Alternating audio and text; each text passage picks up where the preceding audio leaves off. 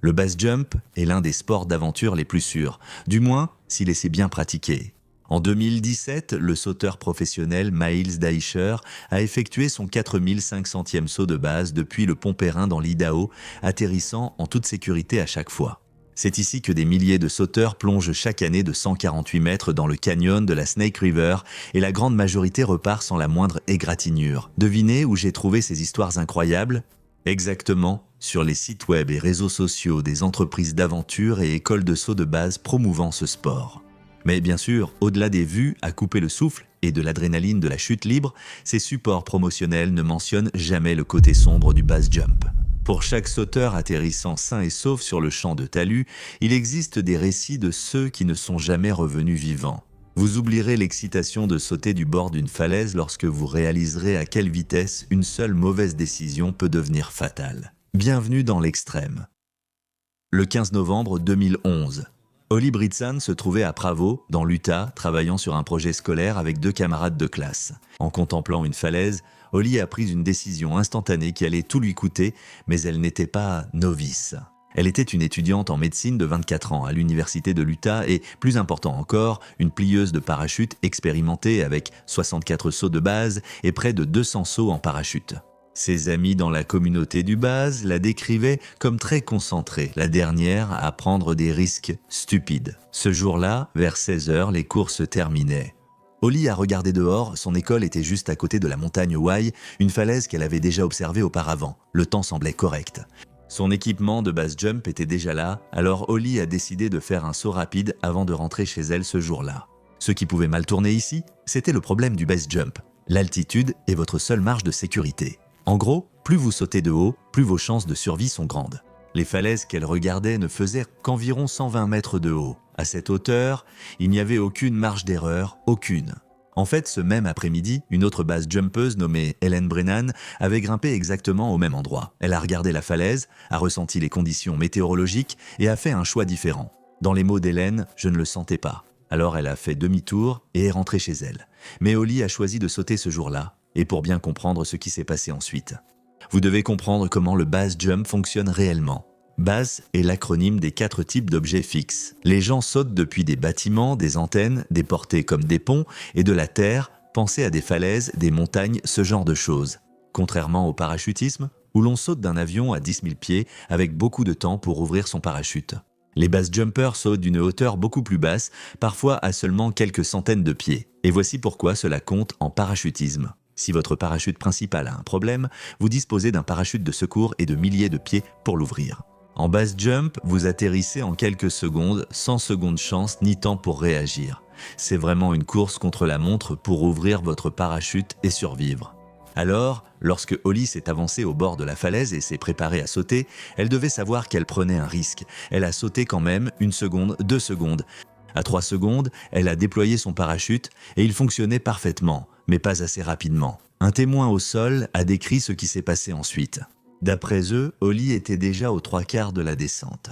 La toile avait besoin d'1 seconde ou 2 de plus pour se gonfler complètement et ralentir sa descente, mais elle n'avait pas 1 seconde de plus. Holly tombait à environ 100 km/h lorsqu'elle a heurté les rochers à la base de la falaise et l'impact a été catastrophique. Son corps a roulé une vingtaine de mètres en bas de la pente avant de s'arrêter. Elle s'est relevée brièvement, puis s'est effondrée. Les témoins ont alerté les secours, les ambulanciers sont arrivés et ont tenté de la réanimer. 30 minutes, mais l'impact était trop violent. À 16h40, Holly Britson a été déclarée décédée. Cause du décès, ouverture trop basse, due à une altitude insuffisante. Holly n'était pas une débutante imprudente, elle était compétente, elle avait les compétences pour évaluer les risques. Mais l'équipement était là, la falaise était là, c'était pratique, et elle avait clairement fait des dizaines de sauts auparavant sans incident. S'agissait-il d'une prise de risque acceptable pour une athlète expérimentée ou d'un manque d'application de ses connaissances? Holly a pris une mauvaise décision, mais au moins de façon autonome. Que se passe-t-il lorsque vous ignorez les experts qui se tiennent juste devant vous? Le 10 octobre 1987, c'est le Bridge Day au pont de la New River Gorge en Virginie occidentale. Si vous n'avez jamais entendu parler du Bridge Day, c'est le seul jour de l'année où le base jump depuis le pont de 267 mètres est totalement légal, dans l'état de Virginie occidentale. Des milliers de spectateurs bordent le pont, des sauteurs viennent de tout le pays. C'est tout un festival avec de la musique, la foule, l'adrénaline. L'un des base jumpers était Steve Gersting. Il avait 26 ans, c'était un parachutiste expérimenté venant de Pennsylvanie, et c'était son 3e saut de la journée au moment du 3e saut. Steve se sentait bien, tout fonctionnait, il était dans sa bulle, sauf qu'il y avait un problème. L'équipement de parachute qui devait lui sauver la vie avait un défaut. Quand on saute d'un pont, on tombe bien plus lentement que d'un avion. Et pour sortir votre parachute principal du conteneur sur votre dos, vous lancez d'abord un petit parachute appelé un parachute pilote. Ce parachute pilote attrape l'air et tire votre parachute principal à travers une corde appelée la suspente. Le parachute pilote de Steve était petit. Il était conçu pour des vitesses d'air élevées à 10 000 pieds. Quand vous sautez d'un avion à 876 pieds, d'un pont, il y a moins de vitesse, moins d'air qui passe autour de vous. Un petit parachute extracteur risque de ne pas capter assez d'air, ce que savaient les maîtres de saut du Bridge Day. Ils ont vu l'équipement de Steve, l'ont immédiatement mis à part et lui ont dit franchement que le parachute extracteur était trop petit pour ce saut, puis l'ont remplacé par un plus grand conçu pour le base jump. Mais Steve les a regardés et a prononcé 4 mots qui seraient répétés lors des briefings de sécurité pendant des décennies. Ça a toujours marché avant. Alors Steve a sauté du pont malgré tout. Au début, tout s'est bien passé. Son saut était une sortie nette avec une position du corps parfaite. 1, 2, 3 secondes se sont écoulées paisiblement. À la 4e seconde, il a lâché son pilote automatique à la main et c'est là que la catastrophe est arrivée. Le petit pilote automatique est sorti, flottant inutilement au-dessus de lui sans attraper assez d'air.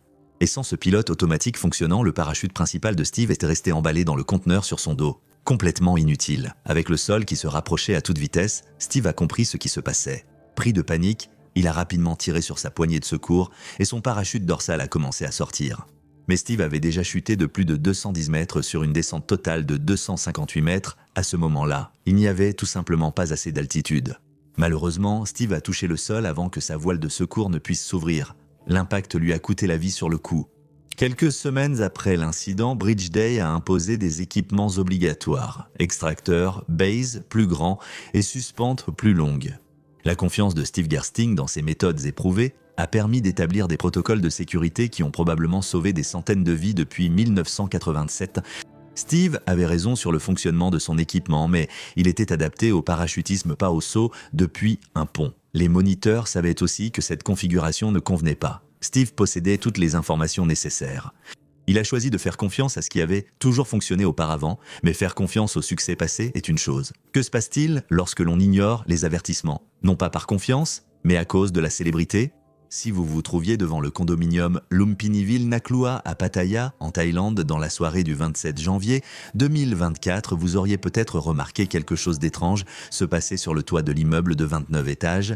Un homme muni d'un parachute et d'une caméra sur son casque marchait près du bord là-haut. Et si vous étiez resté à regarder assez longtemps, vous l'auriez vu s'avancer jusqu'au bord, faire un compte à rebours et sauter. Ce que vous n'auriez pas su, c'est que cet homme était sur le point de commettre une erreur qui lui serait fatale. Une erreur tellement basique que son propre frère la qualifierait plus tard de quelque chose que n'importe quel débutant devrait remarquer. L'homme s'appelait Natty Odenson. C'était un photographe de ciel britannique de 33 ans avec plus de 10 000 abonnés sur les réseaux sociaux et environ 5 000 sauts au cours de sa carrière. Il sautait professionnellement depuis environ une décennie dans différents pays tout en accompagnant des clients en tandem et en filmant du contenu aérien. 3 mois plus tôt, il avait survécu à sa 5e défaillance grâce à un instructeur qui l'avait rattrapé en plein vol et sauvé. La réponse de Natty, il a dit que ce record n'était pas mal. Il avait déjà essayé de sauter de ce condo la veille, mais il avait annulé à cause de la météo. Maintenant, il était de retour, même vêtements, même préparation. Un ami thaïlandais l'avait aidé à accéder au toit. Ils savaient tous les deux que c'était illégal. Mais Natty avait besoin des images, ses abonnés attendirent du contenu. Natty devait agir vite. La caméra tournait, les lumières étaient braquées sur lui. Il voulait la prise avant que la sécurité ne les repère. Pressé d'obtenir la séquence, Natty a négligé la vérification de son matériel, a mis son équipement, vérifié ses poignées et s'est préparé à se lancer. Mais dans cette précipitation, il a raté quelque chose qui serait évident pour un élève lors de son premier jour. Regardez le pilote automatique. Ce petit parachute qui déploie le grand est relié par une sangle appelée bridle. Pour que le système fonctionne, cette bridle doit avoir un chemin dégagé de votre dos jusqu'à l'air au-dessus de vous. Natty avait fait passer sa bridle à travers son harnais. Elle était coincée sous les sangles, serrée contre son corps. Donc, quoi qu'il se passe ensuite, la physique avait déjà décidé du résultat. Peu importe à quel point il lançait fort le petit parachute, il était ancré à son corps. Il ne pourrait jamais sortir le parachute principal. Mais Natty ne le savait pas. La caméra a capturé son dernier moment de confiance. Il a vérifié son casque, sa caméra, a regardé l'horizon et a dit 5 mots, 3, 2, 1, à plus, et il a sauté dans les airs. Nati a déployé son petit parachute et il a parfaitement fonctionné. Il a attrapé l'air et tiré fort sur la sangle, essayant d'extraire le parachute principal, mais la sangle était coincée dans le harnais. Elle tirait inutilement contre son harnais. Pendant que Nati tombait, Nati a chuté de 29 étages dans le silence. Il est passé à travers un arbre et son corps, tombant à plus de 100 km à l'heure, a percuté le béton instantanément. L'impact a été immédiat et fatal. Et tout d'un coup, un professionnel avec 5000 sauts revendiqués est mort à cause d'une erreur qu'un élève du premier jour aurait remarquée. Comme le montre notre prochaine histoire, commettre des erreurs de débutants sous pression est très fréquent, même chez les personnes les plus inattendues. Parce que le 23 novembre 2003 tard, dans la soirée près de Toll, en France, un incident était sur le point de se produire. Cela montrait que même l'entraînement le plus élitiste peut devenir mortel dans un mauvais contexte. Ce soir-là, 2 hommes se tenaient sur le viaduc de Toul, une immense structure en béton s'élevant à 150 mètres au-dessus d'une vallée sombre. L'un de ces hommes était Bruno Barrel. Âgé de 40 ans français, Bruno, ancien officier des forces spéciales, n'était pas là pour la gloire sur les réseaux sociaux. Il avait passé sa carrière à effectuer des sauts à haute altitude avec ouverture basse, c'est vraiment du niveau d'élite, le genre de technique utilisée par les commandos d'élite. Expert en gestion de la peur et de l'adrénaline, il a pourtant, cette nuit-là, fait face à une menace que même Bruno ne pouvait vaincre par la force. Bruno et son ami étaient sur le pont pour une raison précise, faire un saut en base illégale. Ils installèrent leur équipement là, sur la route, dans l'obscurité, quand des phares sont apparus au loin. C'était la police autoroutière. L'agent a vu 2 hommes avec des parachutes et a tout de suite compris. Ils se sont approchés pour les arrêter. Bruno et son ami ont immédiatement attrapé leur équipement et ont couru vers le bord du pont dans le chaos et l'obscurité. Bruno a laissé tomber son parachute pilote près des rambardes du pont. Lorsqu'il s'est penché pour le ramasser, le parachute pilote et la sangle se sont emmêlés autour de son corps. La police était peut-être à 30 secondes de là. Bruno a baissé les yeux sur l'enchevêtrement de cordes autour de lui. Il avait 2 choix, s'arrêter et tout démêler, bien faire les choses, mais accepter d'être arrêté à l'arrivée des policiers. Cela impliquerait des poursuites pénales et la confiscation de son matériel. Encore pire, l'humiliation publique d'un ancien soldat attrapé par une patrouille civile, ou alors sauter quand même, survivre, accomplir la mission. Bruno Barrel avait été entraîné à ne jamais se rendre, alors il a enjambé la rambarde et a sauté dans le vide noir. Rappelez-vous, votre parachute principal ne sort pas tout seul du sac à dos, il doit être tiré dehors. Ce petit parachute extracteur est censé agir comme une ancre dans le ciel. Vous le lancez, il attrape le vent et il arrache le grand parachute du conteneur sur votre dos. Mais quand Bruno a lancé son parachute extracteur, la suspente s'est enroulée fermement autour de son bras et de son corps. Donc, au lieu de sortir le parachute extracteur flottait inutilement dans le vent, attaché à son bras. Il tirait sans cesse, sans parvenir à libérer la voile principale. Bruno est tombé de 150 mètres dans la vallée avec un parachute parfaitement fonctionnel, enfermé dans son sac à dos. Il est mort sur le coup. Son ami a choisi l'autre option. Il s'est arrêté de courir, a levé les mains et a laissé la police l'arrêter. Il a passé quelques heures au commissariat et est rentré chez lui le lendemain. Bruno avait un choix clair, mais ce choix était encadré par des circonstances qui faisaient de l'arrestation un sort pire que le risque. Son entraînement lui disait de s'échapper. La physique lui disait qu'il allait mourir. Il a écouté l'entraînement. Les psychologues appellent cela le biais de continuation planifiée. C'est un piège mental où le cerveau devient tellement focalisé sur l'accomplissement de l'objectif initial qu'il filtre littéralement les informations qui pourraient en sauver la vie. Comme l'enchevêtrement de câbles dans vos mains, comme la fièvre du sommet et l'alpinisme pour le cerveau de soldat de Bruno, abandonner le saut ressemblait à un échec de mission, et l'échec n'était pas une option.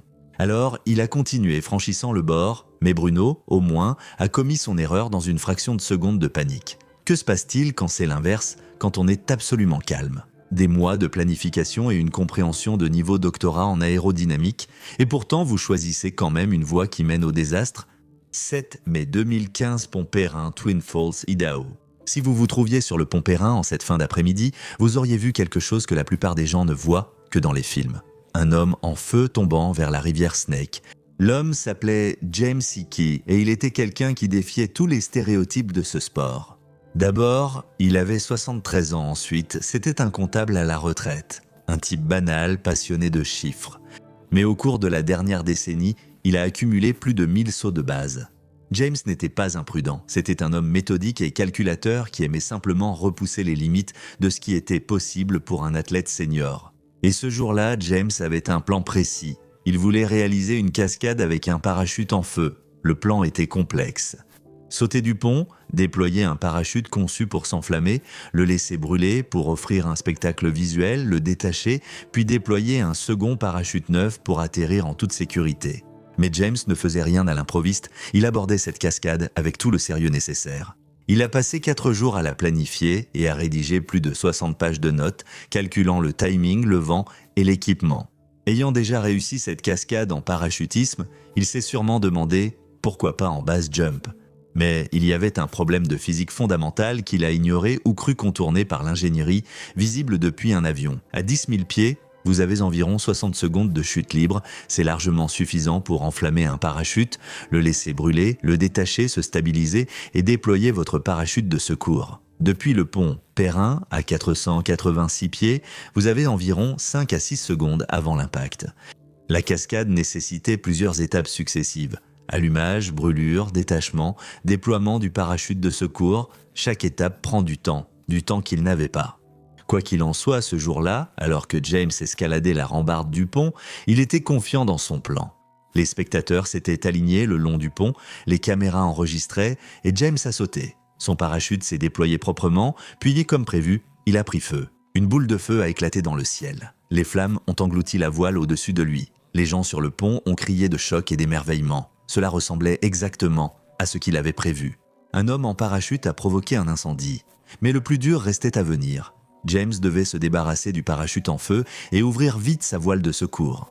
Et c'est là que le désastre a frappé. Qu'il ait été désorienté par la chaleur, la rotation ou les forces G, nous ne le saurons jamais. Ce que nous savons, c'est que James n'a pas réussi à se débarrasser de la voile principale. James Hickey a percuté la Snake River avec le parachute en feu toujours attaché à lui et il est décédé sur le coup. Le rapport du médecin légiste était clair. Cause du décès, ouverture tardive du parachute lors d'une séquence de cascade complexe. Il avait le bon plan, il n'a simplement pas eu assez de secondes pour l'exécuter. La mort de James fut le deuxième décès lié à un saut de base à Perrin Bridge cette année-là et la plus controversée récemment. Ce n'était pas un amateur, mais un professionnel voulant prouver qu'il pouvait encore repousser les limites dans un sport dominé par des athlètes plus jeunes. 60 pages de notes, 1000 sauts précédents et morts, parce que le temps ne s'arrête pour personne, même pas pour les professionnels qui veulent prouver quelque chose. Ça me fait me demander, est-ce que l'expérience extrême crée une sorte d'illusion ? La croyance que si l'on planifie suffisamment, si l'on se prépare assez longtemps, l'univers finira par s'adapter à nous ? Je ne sais pas pourquoi Hickey a fait ce choix, mais au moins il l'a fait seul. Notre dernière histoire concerne ce qui se passe quand tout un système échoue. Juste pour que vous le sachiez, chaque semaine sur Patreon, je partage quelque chose de nouveau. Une vidéo exclusive, une analyse de ce qui s'est vraiment passé ou une histoire personnelle que je ne mets pas sur YouTube. Si vous voulez découvrir les coulisses avec moi, rejoignez la communauté extrême sur Patreon. On se retrouve là-bas, 1er janvier 2021, Putrajaya, Malaisie. En levant les yeux vers le ministère du Développement de la Femme, de la Famille et de la Communauté ce jour-là, on pouvait voir des base jumpers sur le toit, lors d'une séance d'entraînement approuvée par le gouvernement. C'était un exercice officiel et supposément sûr, dirigé par certains des meilleurs base jumpers de Malaisie. L'un des sauteurs ce jour-là était Ajwan Taharuddin et ce n'était pas un novice. Ajwan Taharuddin avait 49 ans avec 18 ans d'expérience en parachutisme, plus de 300 sauts de base et plus de 500 sauts en parachute. Ses propres compagnons de saut l'appelaient Sifu, qui est le mot malais pour maître. Ajwan avait participé au plus grand spectacle de base jump de Malaisie de 2016 à 2019. Célébration de la fête nationale, journée des territoires fédéraux et événements gouvernementaux rassemblant des milliers de spectateurs. En Malaisie, les jeunes sauteurs apprenaient le base jump avec Ajwan. Ce jour-là, ils s'entraînaient pour la performance du 1er février lors de la journée des territoires fédéraux. Il était le dernier des 5 sauteurs d'une équipe de 8 personnes. Tout était organisé, le personnel de sécurité était prêt. C'était aussi officiel que le base jump puisse l'être. Mais même s'il ne le savait pas, il y avait un problème, et c'était un problème qui avait été documenté depuis des années. Voyez-vous, quelques années plus tôt, un expert australien du base jump nommé Gary Cunningham avait exprimé des inquiétudes concernant précisément ce bâtiment. Cunningham avait effectué 925 sauts de base depuis la tour KL et plus de 2000 sauts depuis des bâtiments dans le monde entier. Il connaissait les bâtiments, l'architecture, le base jump et savait que ce bâtiment du ministère était dangereux. La façade du bâtiment est dotée d'ailettes horizontales en aluminium courbé qui servent d'ombrières solaires et dépassent des murs. Pour un base jumper, elles ressemblent à des étagères. Ces ailettes sont des obstacles mortels.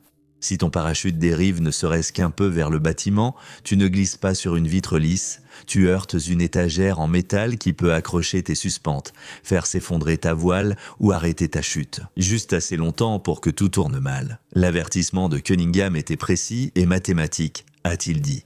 Étant donné le taux moyen de collision lors des événements de base jump en Malaisie, les caractéristiques de cet immeuble entraîneraient presque un décès tous les 500 sauts.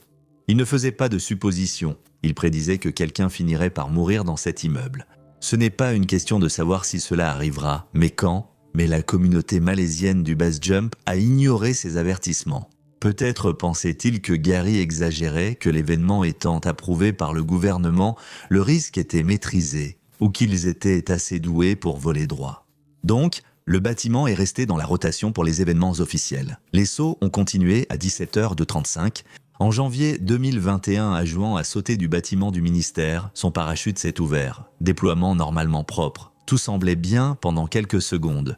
C'était parfait, puis sa trajectoire a légèrement dérivé vers le bâtiment. Et c'est là que les déclarations de Gary sont passées de la fiction paranoïaque au fait indéniable. Le corps d'Ajouan a heurté une de ses ailettes horizontales en aluminium. L'impact a arrêté sa chute pendant environ une demi-seconde, c'est tout. Une demi-seconde. Ça ne paraît pas beaucoup, mais en base jump, la tension c'est la vie. Le choc a vidé l'air de sa voile et elle s'est instantanément effondrée en un amas de tissu emmêlé au-dessus de lui. Il ne s'en est pas remis. Comment aurait-il pu ? Il était déjà en plein vol, alors il a dévalé le côté du bâtiment, heurtant aileron après aileron, et il a violemment touché le sol, sa voile traînant inutilement derrière lui. Les secours sont arrivés en quelques minutes. Ajouan a été emmené d'urgence à l'hôpital de Putrajaya, mais il était trop tard. À 18h10, environ 35 minutes après avoir sauté, il a été déclaré mort. La cause du décès était exactement ce que Gary avait prédit, un impact contre les éléments architecturaux du bâtiment. Après la mort d'Ajouan, Gary Cunningham a publié une déclaration. C'est une bonne chose que le base jump soit actuellement interdit dans ce bâtiment, car le même résultat tragique est garanti si les sauts reprennent un jour. Là-bas, tous les concernés avaient été avertis, les données étaient de public, l'expert s'était exprimé. Mais l'élan de l'événement, la pression de réussir et le déni du groupe ont étouffé les signaux d'alarme. Ils ont ignoré les avertissements et la gravité a fait le reste. Ce qui est arrivé à Ajouan est le cauchemar de tout sauteur, mais il n'est pas le seul à avoir affronté ce scénario. Ces 6 parachutistes en wingsuit faisaient partie des pilotes les plus talentueux au monde et pourtant, le sport qu'ils aimaient les a tués. Regardez la vidéo juste ici.